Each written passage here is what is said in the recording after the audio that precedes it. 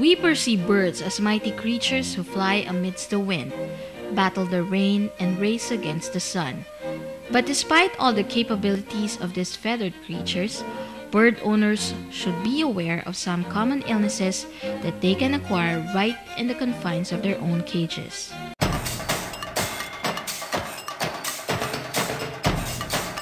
Ang signs ng colds, yung watery eyes, swollen, no?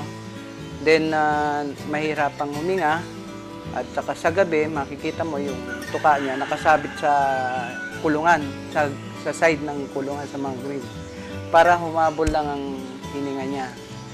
Then yun sa ibang species naman, makikita mo kung sobra na yung pagkasipon niya, yung buntot galaw ng galaw.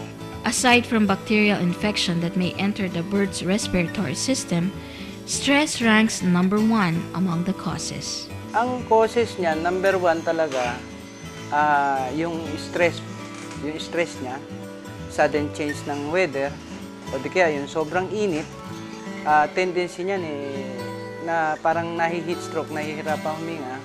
Other illnesses are caused by the owners themselves, who are overly excited to handle them. Iba gusto mahawakan yung ibon, huli ng huli, nai-stress din yan. Parang napapagod, natatakot. Parang tayo din Imagine mo na lang yung tayo, tao. Natakot tayo, nai-stress din tayo, nanghihina after nung natakot.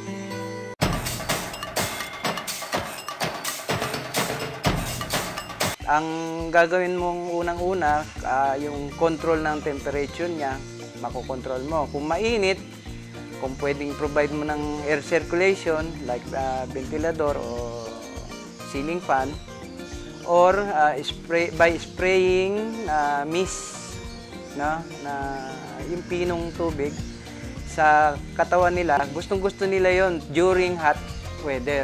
During cold weather, controlling the temperature is done by preventing strong wind or rain mist from entering the cage.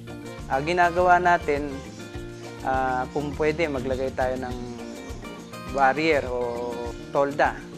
Ngayon, kung sa sobrang lamig naman, nagpo-provide tayo ng heat.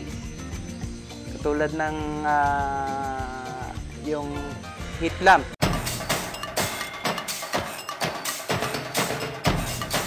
Ang colds medication, yung common antibiotic ang kadalasang ginagamit ng mga breeder. Gagamit tayo ng mga vitamin, mineral, no? Para sa kailangan ng katawan niya, ma-recover yung lakas, saka yung electrolytes. Habang hinihingal, nawawala yung pinaka-tubig sa katawan. Yung iba, mahina, hindi na, pagka nagkasakit yung mahina na, no? Hindi makakapunta na sa inuman o pakainan. Ang may technique doon, i-sprayan mo na lang ng may antibiotic. Ang tendency niya, magpiprint siya, mag-groom siya ng sarili niya kung basa, maiinom niya yung gamot. Kasi once na paghuli mo, ipo-force feed mo lagi yung gamot, lalong nai-stress, lalong namamatay ang ibon. Yung natural remedies, yung iba, kumakain kasi sila ng mga herbal din Sa wild, sila ang nagagamot merong yung ibang breeders gumagamit ng dahon ng oregano, pinakain din nila, no? Saka yung iba naman, yung tea, yung iba chamomile tea pa nga ang ginagamit, pero yung common nating tea na pito-pito, maganda din sa kanila. Cold prevention or treatment does not only require medication, safe shelter, or proper nutrition, but most importantly, it needs a personal touch and hands-on management from the owner. Kailangan ikaw mismo ang mag-manage. Kahit na may caretaker ka, kailangan ikaw mismo ang may nakatingin